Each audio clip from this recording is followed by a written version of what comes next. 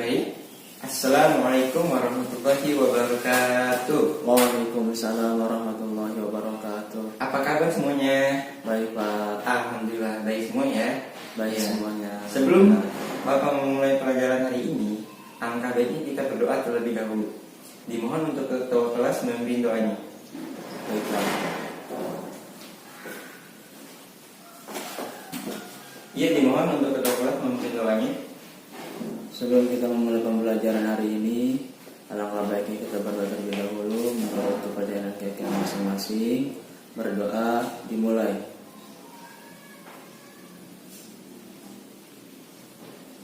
Berdoa selesai.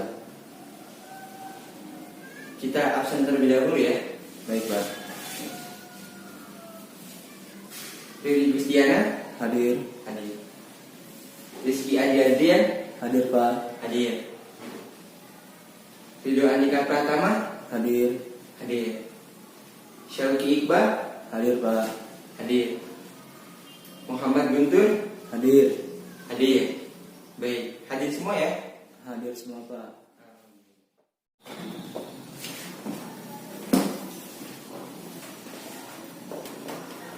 Baik, materi kita kali ini ialah kebijakan fiskal. Nah, sebelum kita membahas lebih lanjut atau membahas lebih dalam, saya akan mereview sedikit tentang pertemuan kita pertama, yaitu kebijakan moneter. Masih pada ingat tidak apa itu kebijakan moneter? Sedikit ingat Pak. Sedikit ya. Coba saya ingin tahu apa itu kebijakan moneter. Ya, jadi kebijakan moneter adalah proses mengatur persediaan uang sebuah negara untuk mencapai tujuan tertentu.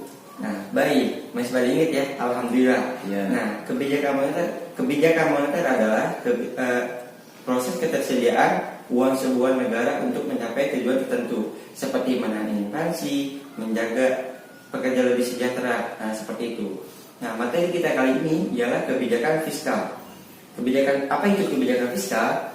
Kebijakan fiskal adalah kebijakan yang dilakukan oleh pemerintah dengan cara menaikkan, menurunkan pendapatan dalam bidang anggaran dan belanja sebuah negara dengan maksud bertujuan untuk memengaruhi jalannya perekonomian. Jadi, kebijakan fiskal adalah kebijakan yang dilakukan oleh pemerintah untuk mensejahterakan perekonomian di sebuah negara atau di Indonesia. Seperti itu. Nah, mensejahterakannya seperti pemerintah melakukan atau membangun infrastruktur. Nah, membangun infrastruktur seperti apa? Seperti jalan tol, pelabuhan, dan lainnya. Nah, membangun infrastruktur ini sudah merekrut banyak ketenagakerjaan, sehingga perekonomian yang ada di sebuah negara atau di Indonesia ini dapat berjalan dengan lancar. Nah, lalu selanjutnya di sini ada tujuan kebijakan fiskal. Menurut Suparmoko, tujuan kebijakan fiskal ialah kestabilan harga yang lebih mantap. Nah, jadi di sini ada dua tujuan kebijakan fiskal. Yang pertama, kita tulis ya, tujuan kebijakan fiskal.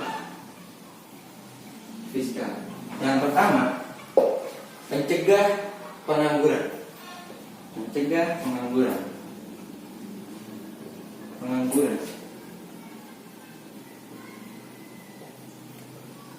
Lalu yang kedua, di sini ada kestabilan harga.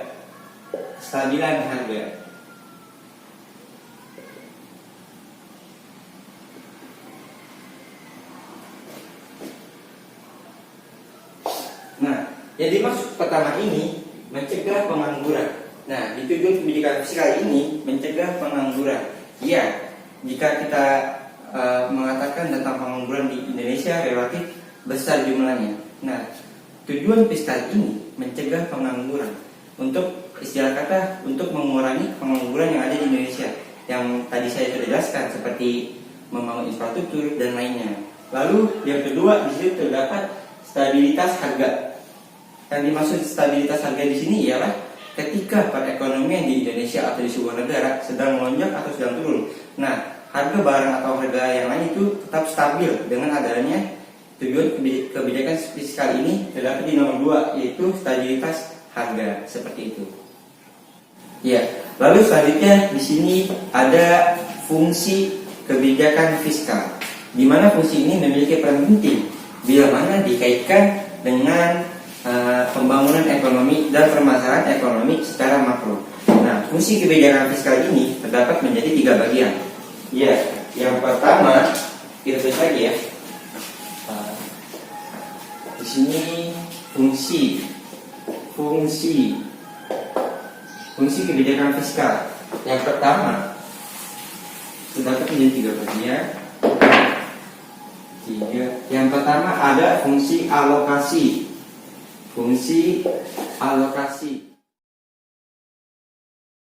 Lalu yang kedua ada fungsi distribusi.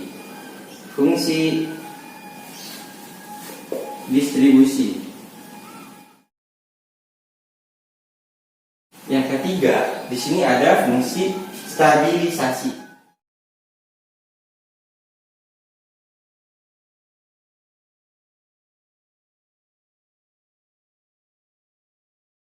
Iya, yang pertama ini terdapat fungsi alokasi. Ya, dimaksudkan di mana fungsi alokasi ini dalam artian memiliki bahan produk di suatu daerah. Bahan produk itu seperti daerah itu bisa memproduksi suatu bahan makanan seperti pokok, seperti makanan bahan pokok gitu, seperti minyak, beras dan lain-lain. Nah, itu fungsi dari satu tersebut. Lalu yang kedua ada fungsi distribusi, di mana tugas ini ditugaskan untuk pemerintah mendistribusikan hasil dari mana fungsi alokasi tadi tersebut yang saya jelaskan yang di nomor 1 itu.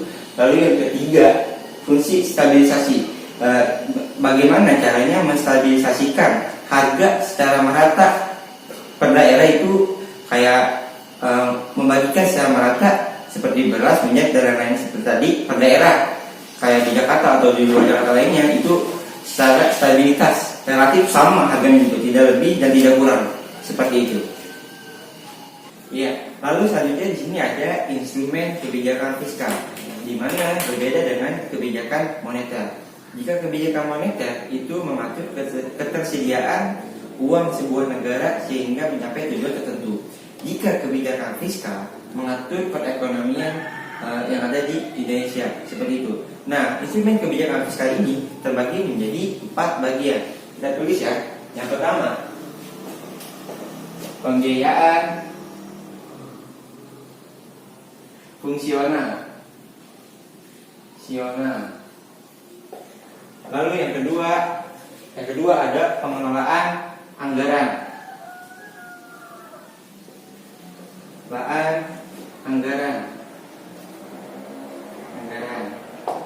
Lalu yang ketiga ada stabilisasi anggaran otomatis.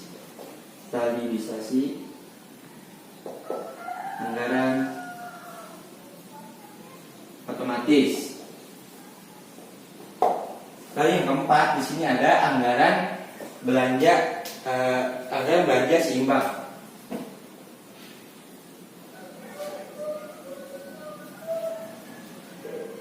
Seimbang. Terdapat di nomor 1 pembiayaan fungsional. Pembiayaan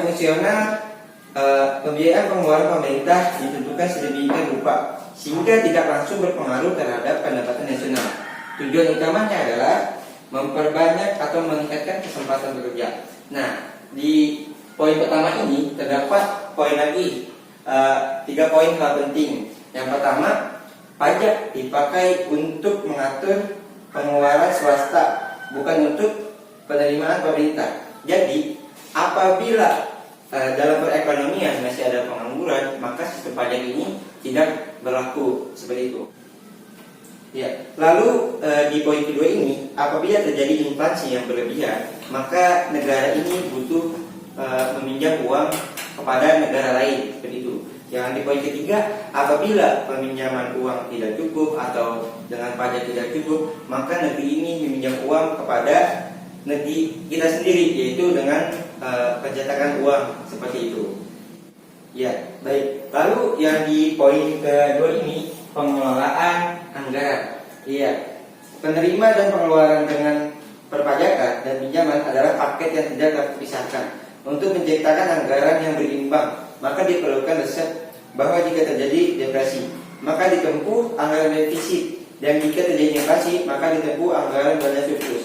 Ya, yang dimaksud dengan anggaran belanja surplus adalah tidak semua pendapatan negara itu dibelanjakan. Dalam artian tidak semua diputar kembali untuk mensejahterakan perekonomian. Jika semuanya dikeluarkan dalam pendapatan ini, maka akan terjadi sebuah inflasi seperti itu. Lalu di sini di poin keempat ada anggaran belanja seimbang. Ya, kebijakan anggaran belanja yang dianut masing-masing negara itu berbeda-beda. Nah, di sini ada 3 cara untuk melakukan atau mengelola anggaran. Yang pertama, anggaran berimbang. Pengeluaran dan penerimaan itu harus berimbang. Kalau jika keduanya imbang, pengeluaran dan pemasukan itu imbang, maka akan menstabilkan perekonomian di sebuah negara tersebut. Nah, lalu di poin kedua, anggaran surplus. Artinya tidak semua penerimaan negara dibelanjakan sehingga memungkinkan adanya tabungan pemerintah. Nah, jadi itu tidak semua pengeluaran diberikan. Nah, jika terjadi adanya inflasi di suatu bangsa atau di suatu negara itu terjadi inflasi, maka baru dilakukan semua pengeluaran tersebut. Nah, di poin yang ketiga ini anggaran defisit. Anggaran disusun sedemikian rupa sehingga pengeluaran lebih besar daripada penerimaan. Anggaran ini tidak dapat mengakibatkan inflasi karena menuntut inflasi. Pemerintah harus meminjam atau mencetak uang. Jadi di anggaran defisit ini pengeluaran dan penerimaan lebih besar pendapatan penerimaan. Artinya kita sedikit mengeluarkan lebih besar pendapatan. Nah, jika hal ini terjadi, maka menutup atau tidak mungkin terjadinya suatu inflasi seperti itu. Ya, saya kira cukup untuk materi kali ini karena sudah habis pembahasannya yang saya tadi jelaskan tentang kebijakan fiskal. Ya, semoga kalian semuanya paham. Jika tidak, keinginan saya kalian semua melanjutkan pelajaran ini dengan belajar di rumah seperti itu. Ada yang ingin ditanyakan sebelumnya? Tidak, Pak. Tidak, ya. Jika tidak, sebelum saya tutup, saya akan memberi kesimpulan sedikit tentang kebijakan fiskal. Jadi, kebijakan fiskal itu adalah kebijakan yang dilakukan oleh pemerintah dengan cara menaikkan atau menurunkan pendapatan seperti itu. Kebijakan fiskal itu adanya kebijakan fiskal itu untuk mensejahterakan atau menstabilkan perekonomian yang ada di Indonesia. Seperti itu. Baik, untuk pertemuan minggu depan kita akan membahas tentang APBN. Seperti itu. Jika sudah semuanya dimengerti, saya kira cukup. Wassalamualaikum warahmatullahi wabarakatuh. Waalaikumsalam warahmatullahi wabarakatuh.